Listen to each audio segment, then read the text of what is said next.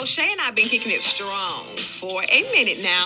O'Shea doesn't drink. He doesn't smoke. O'Shea is a professional model. Attitude like a young O'Shea with an AK. Okay, don't you tell these motherfuckers that my name is O'Shea. Let's go. There we go. Wow, what's happening? It's Platinum No Limit rap artist Mr. ServOn from the historic No Limit Records under Master P, man. Nation of Podcation, man. If you're not on the Nation of Podcation, you really with that hateration, man. So that's what it is, man. Y'all know what it is.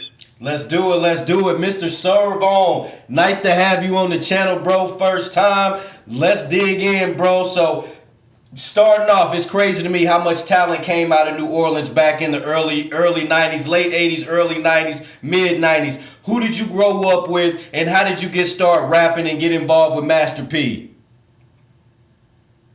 Oh, man. I mean, New Orleans, man, Gregory D. That's the father of New Orleans, man, of gangster rap, man. And just, just rap, period, man.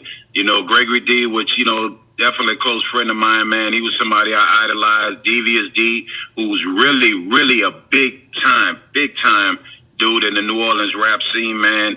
And my idol in rap was MC Dog from 3-9 Posse. These are legendary. These are the beginning. These guys are part of the beginning with the Tim Smooths and whatnot and things like that, in which Mia X fall into that also because she was going at it, as a female, Lil Bounce, but rap artist mostly, you know what I'm saying? But those three guys, man, who I named, man, and that's, and as far as P, I knew P, just from growing up in and out the project where he was from, him, C Murder, Corey Miller, excuse me, and Silk, and things like that, because my family lived back there, was back there. So backwards and forth, my aunt lived back there. So I knew P from following him and his brother Kevin, God bless the dead, just basketball, man. That was a big thing for me, you know what I'm saying, and things like that. And P was one of the best to do it, especially his brother Kevin.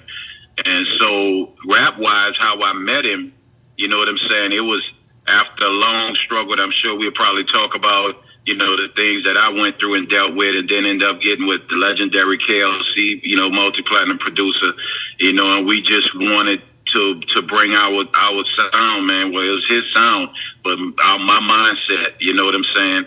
Facts. My mindset to the game. You feel what I'm saying? And so, and we end up meeting P at and which he had got into music, so we end up meeting him at a Jack the Rappers, which is something historical. You know what I'm saying? While doing Dead Row and Luke Skywalker, they had their beef, their big beef, and they were fighting, going at it. I'm talking about real fighting. None of this. I grab a pistol. You know how they are today. The youngsters ain't got to shoot. They don't stand toe to toe. Right. You know what I'm saying? So they went at it and doing that, man. We was up to meet Jermaine Dupri to give him a cassette, and we end up seeing P, and he was told us about his label, and he was like, "Come meet us later, man." And that's, we went ate dinner with him, C and Silk, man, and by us knowing each other. So that's what was the beginning of that.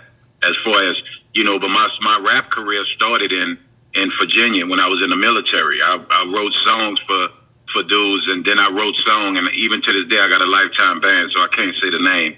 I wrote a song for a prominent artist that was on Uptown Records with Heavy D and all them, and it was a real big hit, and that made me know I could do it. You know what I'm saying? I can't ever say his name because it's NDA shit stuff, but that was really my start, and a friend of mine decided, man, you need to rap for yourself. And then that's where it started until I met KLC through MC Dart. Okay, so when you met KLC, because I've heard the stories of like KLC, you, Mia X, you guys kind of packed it up with Master P and went to the Bay Area with him. Now, and that's kind of where the whole West Coast Bad Boys came. So tell me how that kind of came about. Yeah, it was funny, man, because I gave P my CD, right? And see what people got to understand about P, right? When they say, "Oh man, he did this like that," people say Master P, right? And he'll tell you his name is Master P is really, something that a teacher gave him back in the day and say, you're going to be great, Master Percy. But him and his mindset, what Master P really stands for, I'm going to master what you do and do it better. What you can't finish, I'm going to take it to another level. There's no limits to it. And, so I look up and we happy that we met him. We at home and we still doing what we doing down there. And I look up, man, and we watching the West Coast Bad Boys video, right? We excited, like, man, he want us to come out there. Look at the video, man, and the hook on the song was "Gotta Get My Serve On." Hoping y'all don't hear me though. My song on my cassette said "Gotta Get My Serve On." You know what I'm saying? But niggas, you don't hear me though. It really came from an excerpt because my name is ServOn.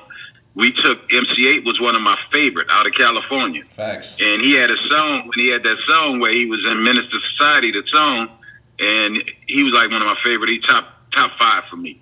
And he put in the song, so we took it from that song and put in "I Gotta Get My Serve On," but niggas, you don't hear me though. And that was the song that I had that we were shopping.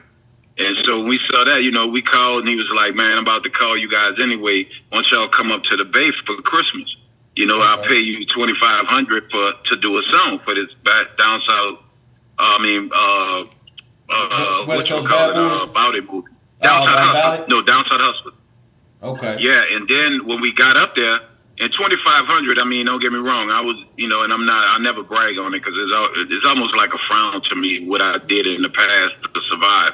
You know, so I had money in my pocket, a lot of money. You know what I'm saying? Right. But it was legal, and my mother used to be like, "Do something legal, then you can come around me." You know, things like that.